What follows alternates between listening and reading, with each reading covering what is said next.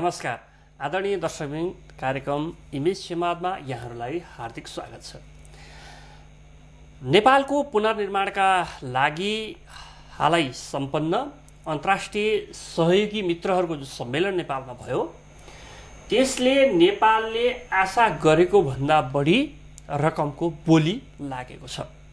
जुन प्रतिबद्धता 4 खर्ब 40 अर्ब रुपैयाँको देखिएको छ, यो नेपालले आशा गरे भन्दा अलिक बढी रकम हो भनेर सबैले भनिरहेका छन्। स्वयं आयोजक सरकार पनि यो खालको सहयोग जुटेकोमा निकै प्रफुल्ल देखिएको छ। जुन विश्वास हाम्रा मित्रहरूले हामीलाई बोली मार्फत देखाएका छन् आजका दिनमा, त्यो बोलीलाई व्यवहारमा रूपान्तरण गर्ने जिम्मेवारी भने अब हाम्रो काँधमा आएको छ। त्यसका पछाडिका केही महत्त्वपूर्ण कार्यभारहरू हामीसँग छन्। त्यो पैसा दिँदै गर्दा मित्रहरूले हामीलाई भनेका छन्, यो पैसाको सदुपयोग तपाईँहरूले कसरी गर्नुहुन्छ, यो पैसामा भ्रष्टाचार नहुने कुरा कसरी सुनिश्चित गर्नुहुन्छ, यो पैसा पीडित समक्ष पुग्नेछ भन्ने कुरा कसरी सुनिश्चित गर्नुहुन्छ, सँगसँगै तपाईँहरूसँग खर्च गर्ने क्षमता र संयन्त्रको जुन प्रश्न छ, त्यसमा हामीले अहिले त विश्वास गरिहालेका छौँ, सँगसँगै आशंका पनि हामीलाई छ भनेका छन्। त यो सन्दर्भमा आज मैले कुराकानी गर्नको लागि स्टुडियोमा निम्ति आएको छु नेपाल सरकार पूर्व सचिव अर्थविद डाक्टर विमल कोइराला। डाक्टर, कार्यक्रममा स्वागत छ। धन्यवाद। यो जुन पैसाको बोली लाग्यो, जुन पैसाको प्रतिबद्धता व्यक्त भयो काठमाडौँ सम्मेलनमा, हाम्रा सहयोगी मित्रहरूले जसरी उदारता देखाएका छन्, यो हाम्रो अपेक्षा अनुरूपै थियो या अपेक्षालाई पनि यसले अलिकति अगाडि बढेर बोली लाग्यो? अपेक्षा भन्दा पनि बढी नै थियो। सामान्यतः यस्ता प्राकृतिक विपत्ति परेका बेला सघाउँदाखेरि आवश्यकताको रकमको आधा जसो हौसिएर दिँदा आधा जसो आउँथ्यो प्रतिबद्धता, तर यो आधाभन्दा बढ्ता नै आएको हुनाले हामी प्रफुल्लित भएका हौँ कि मित्र राष्ट्रहरूको सदा सहायता हामीसँग रहेछ। विशेष गरी छिमेकी राष्ट्रहरू समृद्ध हुँदै जाँदा छिमेकीलाई पर्दाखेरि भरथेक गरेर रहेछन् भन्ने कुराको सन्देश पनि गएको छ।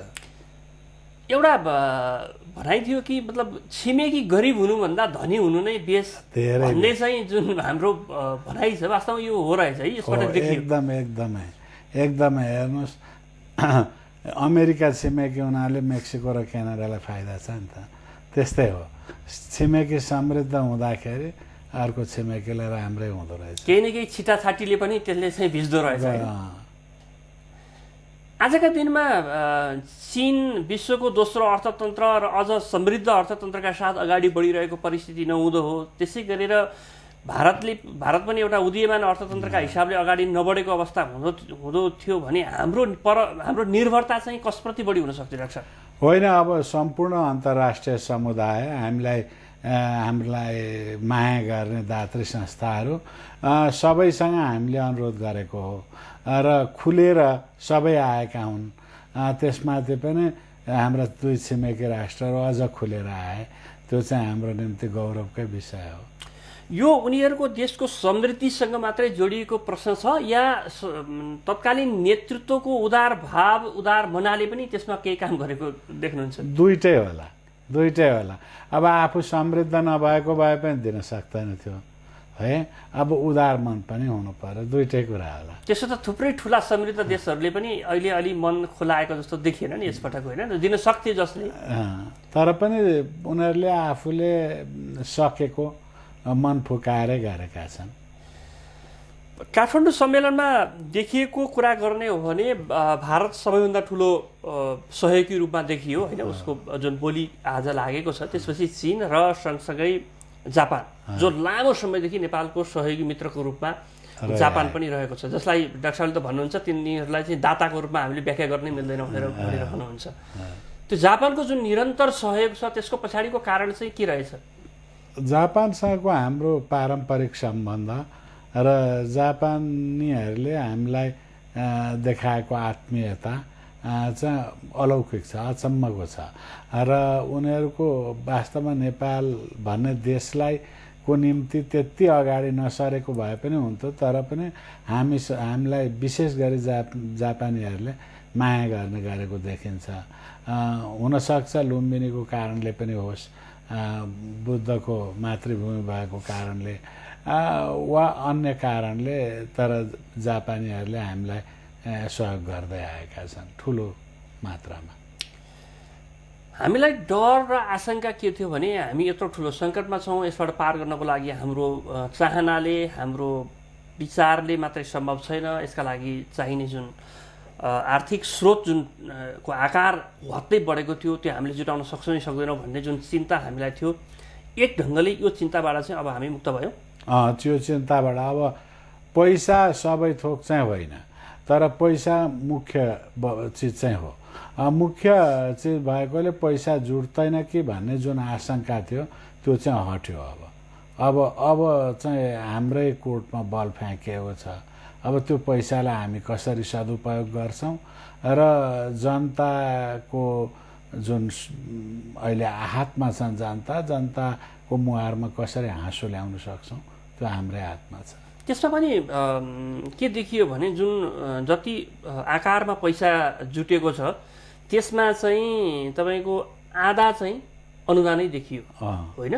त्यो भनेको पनि नेपालका लागि त्यो ठुलो कुरा हो, ठुलो प्रतिफल नै मान्नु पर्यो, उपलब्धि नै मान्नु पर्यो नेपालका सन्दर्भमा। डाक्टर साहब, अब जुन पैसा हामीले जुटाएका छौँ, अब सँगसँगै उनीहरूले अहिले यो सम्मेलनका क्रममा त त्यति धेरै आशंका गरेनन्। जति बेला हामी कहाँ भूकम्प गयो र प्रधानमन्त्री राहत कोषमा हामीले अपिल गऱ्यौँ, त्यति बेला चाहिँ राहतै पनि प्रधानमन्त्री कोषमा आउन नसकेको सन्दर्भमा निकै ठुलो दुविधा थियो कि हामीले यो पैसा जम्मा गर्न सक्छौँ या सक्दैनौँ, उनीहरूका प्रश्नहरूको हामी उत्तर दिन सक्छौँ या सक्दैनौँ भन्ने।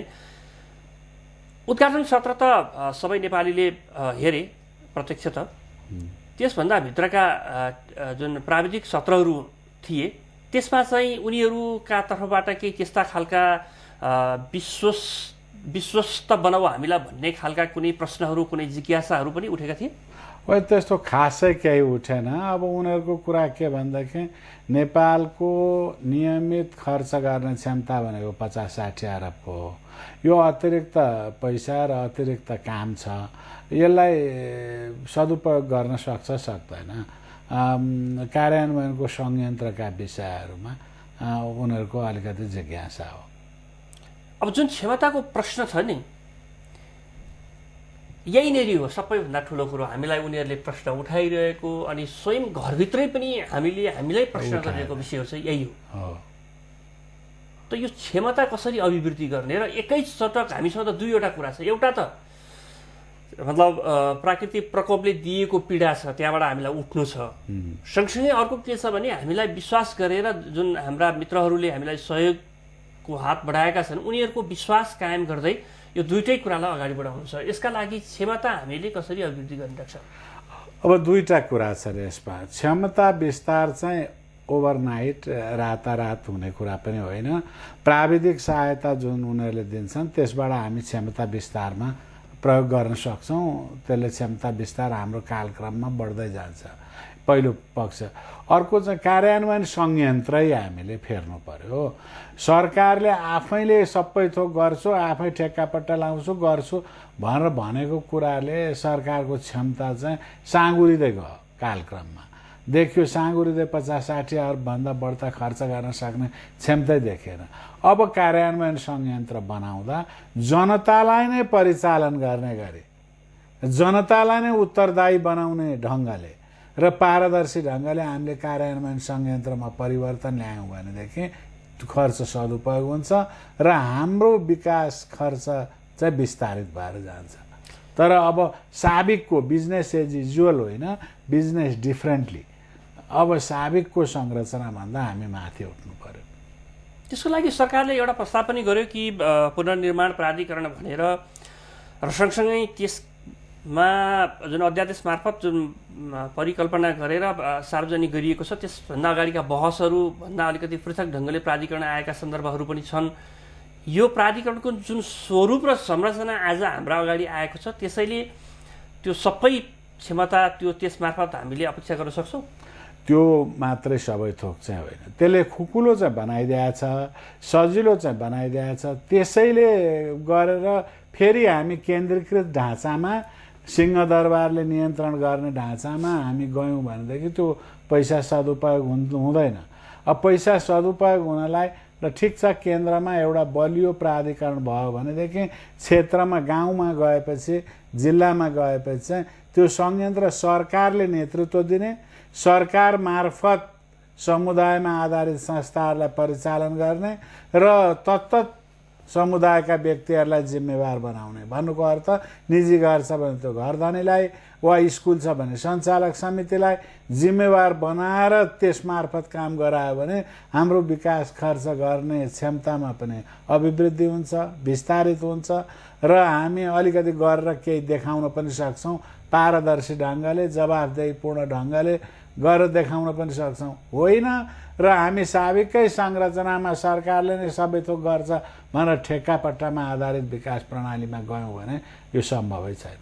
त्यसका लागि दुईवटा कुरा महत्त्वपूर्ण हुन्छन् जस्तो लाग्छ डाक्टर साहब। यहाँले त्यो खालको परिवर्तन, त्यो खालको सोच हाम्रो अहिलेको संरचनाका नेतृत्व गरेर बस्नेहरू, त्यो चाहे राजनीतिक नेतृत्व तहमा बस्नेहरू हुन् चाहे प्रशासनिक नेतृत्व तहमा बस्नेहरूको कुरा गरौँ, एउटा त परम्परागत चिन्तन शैलीबाट आफूलाई पृथक बनाउन सक्नु पर्यो, त्यहाँबाट बाहिर निकाल्न सक्नु पर्यो। एकदम। दोस्रो कुरा, सबैभन्दा महत्त्वपूर्ण कुरा चाहिँ के भन्दाहरूको आफू बदलिनु पर्यो त्यसका लागि, होइन? आफ्ना प्रवृत्तिहरू, आफ्ना बानी व्यवहारहरू, ती सबै कुराहरू बदलिन सक्नु पर्यो। यो नै सबैभन्दा ठुलो चुनौतीपूर्ण कुरा जस्तो लाग्छ। चुनौतीपूर्ण होइन, अब संस्कारमा परिवर्तन, यो राजनीतिक संस्कारमा परिवर्तन भन्ने कुरो बहुत कठिन कुरा हो। तर हामीले कार्यशैलीमा परिवर्तन ल्यायौँ र यसलाई विकेन्द्रित गऱ्यौँ भनेदेखि यसले नतिजा दिन्छ। अब हामी नतिजामुखी कार्यक्रममा रकमको सदुपयोग गर्नु पर्यो हामीले, होइन भने दाताहरू पनि निराश हुन थाल्छन् र एउटा यस्तो परिस्थिति निर्माण गर्छ नेपाललाई दिए के हुन्छ र केही गर्न सक्दैन भन्ने परिस्थिति निर्माण हुन्छ। उनीहरूले पनि सरकारको विकल्प खोज्न थाल्छन्। उनीहरूलाई विकल्प खोज्ने अवस्थै दिनु हुँदैन। हामीले सदुपयोग एकदम विकेन्द्रित ढङ्गले जिल्लामा सरकारले नेतृत्व दिएर तत्त समुदायलाई चाहिँ त्यसमा जवाफदेही बनाएर लग्यौँ भने त विस्तारित हुँदै जान्छ। अब यसको निम्ति सिंहदरबारको मानसिकता त्याग्नु पर्यो। अब चाहिँ गएर जिल्ला पनि गाउँको तहमा पुग्न सक्नु पर्यो। डाक्टर साहबले जुन कुरा इङ्गित गरिरहनु भएको छ, आजका दिनमा जिल्ला गाउँ तहमा पुग्नको लागि तपाईँ चाहनुहोस् नचाहनुहोस् त्यहाँ फेरि एउटा जनप्रतिनिधिमूलक संस्थाको हामीलाई आवश्यकता छ। अब अहिलेको कुरा गर्ने भने हामी 20 वर्षदेखि त्यो संस्थालाई रिक्त बनाइरहेका छौँ र अब स्थानीय निकाय त तपाईँले अब निर्वाचन गरेर केही गरी पूर्ण गराउनु भयो भने पनि एउटा यस्तो पुस्ता हामीले तयार गरेर राखिराखेका छौँ कि एउटा राजनीतिक संयन्त्रका नाममा पैसा चाहिँ जति प्राप्त हुन्छ त्यो बाँडीचुडी खाउँ भन्ने खालको संस्कार बसालिदिइसकेका छौँ। अब त्यो संस्कारबाट होइन, हामी त निर्वाचित पदाधिकारीहरूकै पक्षमा हुनुपर्छ। निर्वाचित पदाधिकारीहरू मात्रै हुन् जनताको प्रति उत्तरदायी हुने, है। यो राजनीतिक संयन्त्रले काम गर्दैन। तपाईँले भनिहाल्नुभयो राजनजी, यो बाँडीचुडी खाने, झन्डा बोकेर आफ्नो पार्टीको तरफदारी गर्ने बाहेक उसले केही गर्दैन। उसले त्यहाँ बिजाइ गर्ने बाहेक केही काम गर्दैन। त्यसो हुँदा यो राजनीतिक संयन्त्र भन्ने कुरा चाहिँ प्रभावकारी भएन भनेर प्रमाणित भएको असफल प्रयोगलाई फेरि हामीले भित्राउने कोसिस गऱ्यौँ भने पार पाउँदैनौँ। यो चुनाव गराउनै पर्छ, निर्वाचित पदाधिकारी हुनै पर्छ। तर त्यस बेलासम्मको अवधिको लागि चाहिँ समुदायमा आधारित संस्थाहरूलाई पत्यार गरेर सरकारले आर्थिक प्राविधिक स्रोत जुटाइदिएर समुदायमा आधारित संस्थाहरूलाई परिचालन गरेर ती मार्फत काम लिने व्यवस्था गर्नुपर्छ। डाक्टर साहब, तपाईँको नेपालको प्रशासनिक करियरका क्रममा एउटा लामो अनुभव छ। मुख्य सचिव समेत भएर रिटायर्ड हुनुभयो। त्यसपछि पनि विभिन्न कालखण्डमा आफ्नो क्षमता राज्यका लागि, सरकारका लागि प्रयोग गरिरहनु भएको छ। जुन खालको सोच, जिम्मेवारी वहन गर्न नचाहने प्रवृत्ति र जिम्मेवारी कुनै काम गर्दा, कुनै कलम चलाउँदा, डोब लगाउँदाखेरि पनि त्यसको प्रतिफल खोज्ने हाम्रो मानसिकता जुन कर्मचारी तन्त्रभित्रको छ, त्यसबाट यो हामीले खोजेको परिणाम चाहिँ कति सफल होला? कसरी हामीले परिवर्तन गर्ने त्यो संयन्त्रलाई? अब गाह्रो चाहिँ गाह्रो छ।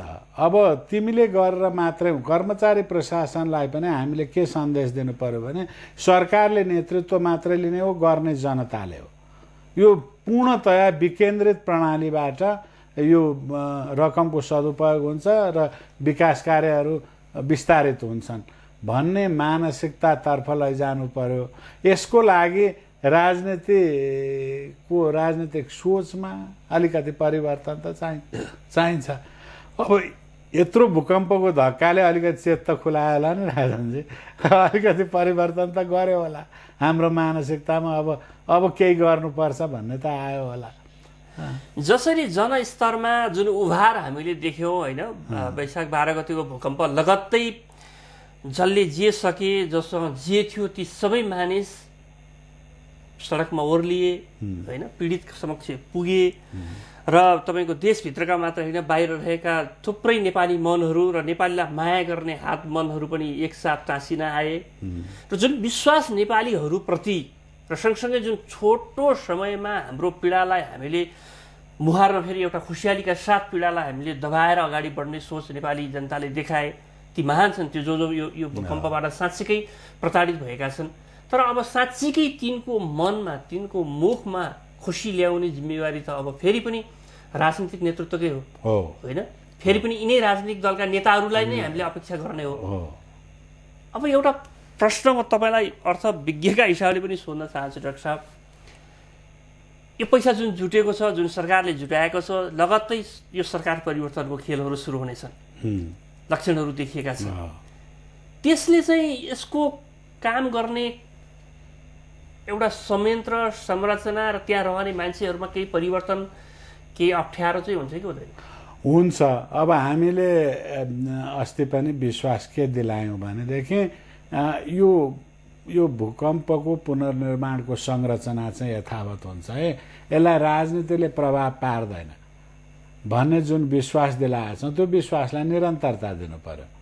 होइन भनेदेखि राजनीतिक परिवर्तनसँगै सबै संरचनागत खेल र यो भूकम्पको पुनर्संरचनाको खाकाभित्र राजनीति गर्ने पद्धति है, यहाँ राजनीतिक स्पेस खडा गर्ने अनि त्यसैको आधारबाट माथि बढ्ने पद्धति जुन राजनीतिक संस्कार छ त्यो रहिरह्यो भने त केही पनि हुँदैन। त्यसमा परिवर्तन हुनु पर्यो। यो हाम्रो राजनीति गर्ने थलो होइन है, यो जनताको अनुहारमा हाँसो ल्याउने, खुसी ल्याउने काम हुनाले यो चाहिँ यो महायज्ञमा हामी सरिक हुनुपर्छ सकारात्मक ढङ्गले भन्ने भावना त राजनीतिक नेतृत्वमा आउनै पर्छ, राजनीतिक चलाउनेहरूमा आउनै पर्छ र हस्तक्षेप गर्दिन भन्ने भावना र सङ्कल्प त देखा पर्नै पर्छ, नत्र भने त यत्रो अभियान कसरी सफल हुन्छ?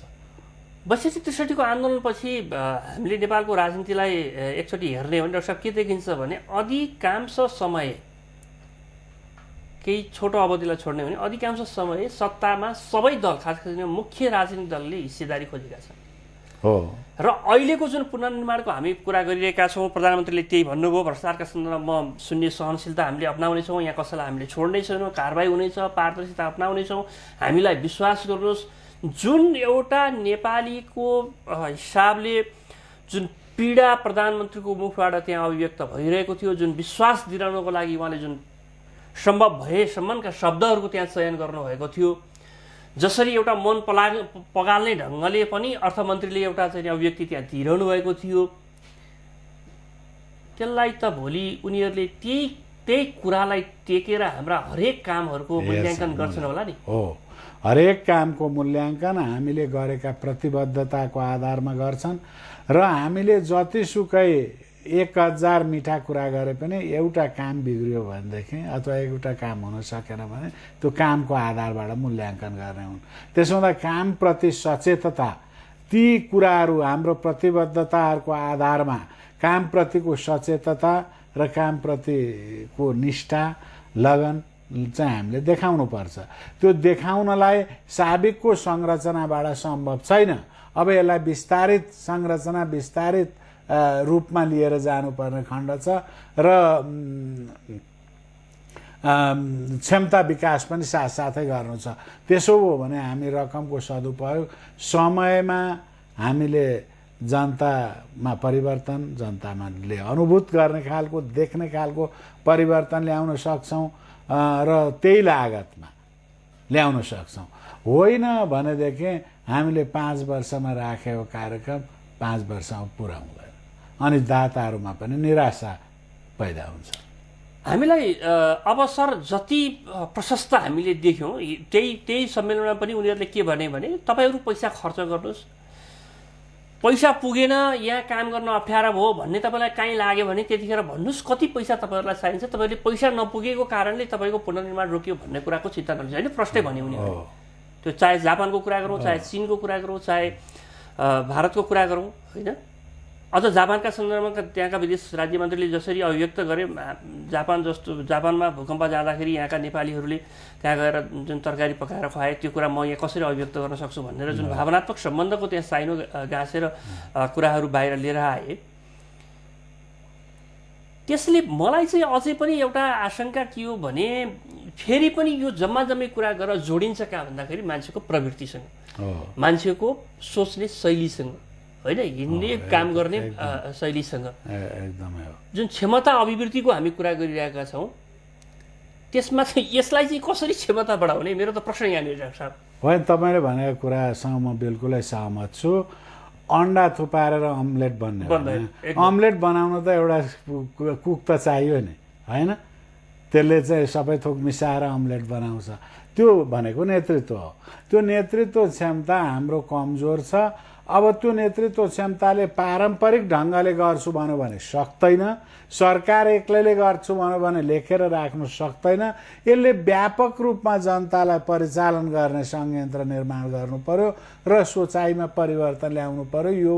यो रकम भनेको नेपाली दुखी नेपाली जनता जो आहतमा परेका छन् तिनको रकम हो, तिनको निम्ति आएको रकम हो। यसमा हिनामिना गर्नु हुँदैन र पारदर्शी ढङ्गले काम गर्नुपर्छ भनेर कमसेकम पनि पाप सम्झेर, मैले यसो गरेँ भने पाप लाग्छ भन्ने सम्झेर अलिकति परिवर्तन, मानसिकतामा परिवर्तन आयो भने हुन्छ। होइन र त्यही पारम्परिक सोचाइ, पारम्परिक मानसिकतामा रह्यो भने त गाह्रो छ नि।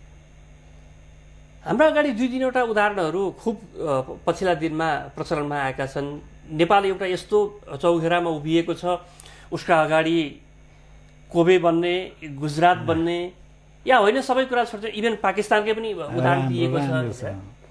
होइन, यो सबै कुरा छोडेर हामी अब हाइटीतिर लाग्ने भन्ने बाटो रोज्ने ठाउँमा चाहिँ तिमी छौ भनेर विदेशीहरूले पनि अप्रत्यक्ष हामीलाई भनेकै छन्। सँगसँगै नेपालीहरू, नेपालको हित चाहने देशभित्र बाहिर रहेका नेपालीहरूले पनि यो बारम्बार सचेत गराइरहेका छन्। बाटो कुन रोज्ने लाग्छ? होइन, अब हाइटीमालाई चाहिँ यो चाहिँ एकदम एक्सट्रिम इक्जाम्पल हो। हाइटीमै त हामी पुग्दैनौँ, तर हाइटीको छेउछाउमा पुग्छौँ हामीले यदि बाटो बिरायौँ भने र सही ढङ्गले काम गर्न सकेनौँ, सुरुदेखि नै यसको नक्साङ्कन गर्ने अवस्थादेखि नै हामीले सचेततापूर्वक यो रकमलाई दुरुपयोग हुन दिनु हुँदैन, सदुपयोग हुन दिनुपर्छ र ठिक ठाउँमा पुग्नुपर्छ भन्ने सचेतता अपनायौँ भने हाइटीको नजिक पुगौँला। तर हामीले प्रयत्न त गुजरात हुने, कोबे हुने नै गर्नुपर्छ। यसका निम्ति हाम्रा प्रयासहरू इमानमा, राजनीतिक इमान र निष्ठामा भर पर्छ। त्यो इमान र निष्ठाको राजनीतिमा जानु पर्यो। अलिकति कठिन छ। अब यी कामहरू जहिले पनि कठिन हुन्छन्, तर असम्भव होइनन्, सम्भव काम हुन्। यो समयमा सकिन्छ, लागतभन्दा, म त के भन्छु भने लागतभन्दा कममा सकिन्छ। तर त्यसका लागि इमान्दारिता र निष्ठा आजको दिनमा सबैभन्दा पहिलो आवश्यकता हो। त्यो त राजनीतिक इमान र निष्ठा र कर्मचारीहरूमा लगन भएन भने चाहिँ हुँदैन। डाक्टर, यो जुन संयन्त्र हामीले बनाउने कुरा गरिरहेका छौँ र यहाँले भनेको जस्तो अधिकतर जनतालाई यसमा कसरी समावेश गर्न सकिन्छ र यसको अपनत्व उनीहरूप्रति नै र सँगसँगै यो प्रतिफल पनि तिम्रै हो भन्ने कुरा हामीले कसरी बुझाउन सकिन्छ, त्यसको चाहिँ कुनै त्यस्तो संयन्त्र, त्यस्तो खालको कुनै छ? हामीसँगै छ। अब जस्तो भन्नुहोस् न, गरिबी निवारण कोषको मोडेल छ, त्यसलाई अलिकति संशोधित, परिमार्जित र त्यसमा भएका कमी कमजोरीहरू जुन देखिए मूल्याङ्कनको क्रममा त्यसलाई हटाएर गर्न सकिन्छ। सोझै समुदायमा स्रोत र साधन जाने, प्राविधिक सहायता सरकारले दिने, नेतृत्व सरकारले दिने र त्यो समुदायलाई परिचालन गर्ने मोडेल त हाम्रो छ। त्यो मोडेललाई अलिकति संशोधन गरेर अलिकति यसलाई चाहिँ त्यसभित्र इमान निष्ठाको इलिमेन्ट पनि हालिदिन सक्यो भने त छ नि, त्यसैबाट हामी विस्तारित रूपले लिएर जान सक्छौँ। अब जस्तो के भन्छ पैसाका हिसाबले, अर्थ स्रोतका हिसाबले हामीलाई आत्तिनुपर्ने कुनै अवस्था छैन। मानव स्रोतका हिसाबले हामीसँग त्यो जनशक्ति छ यति बेला? अब मानव अलिकति कम छ, तर हामीले व्यापक परिचालन गऱ्यौँ भने त्यसमा पनि कमी हुँदैन। त्यसको लागि हाम्रो देशभित्रै भएको अहिले जति श्रम शक्ति छ, सँगसँगै देश बाहिर जो अहिले गएका छन् उनीहरूलाई पनि हामीलाई यदि अहिले यहाँभित्रको श्रम शक्तिले पुगेन भने उनीहरूलाई पनि हामी कल गर्न सक्छौँ, उनीहरूलाई आकर्षित गर्न सक्छौँ। यो मुलुक तिम्रो हो, तिमी हामी सबै जिम्मेवार छौँ, यो मुलुक बनाउने बेला छ, आऊ भनेर भन्न सक्छौँ। उनीहरूसँग सिप पनि छ। तर यो सबै कुरा गर्नको लागि, यो सबै अहिले हामीले जति कुरा गऱ्यौँ त्यसको लागि समग्रमा जुरुक्कै एकचोटि उठाउँ त भनेर त्यो वातावरण सिर्जना गराउने उत्प्रेरक चाहिँ राजनीतिक नेतृत्व हो र त्यो नेतृत्व आजको हाम्रो खोजी हो। त्यसको लागि भएन, त्यो चाहिँ भएन। अब हामीले हाम्रो राजनीति चाहिँ परम्परागत रूपमा चल्यो, कुर्सी टिकाउनलाई राजनीति भयो, विकास देशलाई माथि उठाउन चाहिँ राजनीति भएन। हामी कुर्सी टिकाउने जति पनि सुरु सरकार गठन गर्दादेखि सरकार अन्त हुँदासम्म कुर्सी टिकाउने खेलमै हामी लागिरह्यौँ। अब यो कुर्सी टिकाउने खेलमा लाग्नु भएन, अलिकति जनतालाई दिनु पर्यो। राज्यले, जनताले यतिखेर त अभर परेको जनता छ भनेर अलिकति सोचाइमा परिवर्तन भयो भने यिनै मान्छेहरू नयाँ संस्करणमा, एउटा कुरा मलाई भन्न मन लाग्यो, परिमार्जित संस्करणमा आए भने जस्तो यो पुनर्निर्माण भनेको त्यति सहज पक्कै छैन। 10 पासको ड्युटी गरेर हुँदैन, होइन? 10 पास भन्दा बढी गरे भनेदेखि चाहिँ नि टिएडिए भत्ता पाइन्छ भन्ने अपेक्षा गरेर नपाए काम गर्दिन भन्ने मान्यता बोकेर यही ढङ्गले त सम्भव छैन।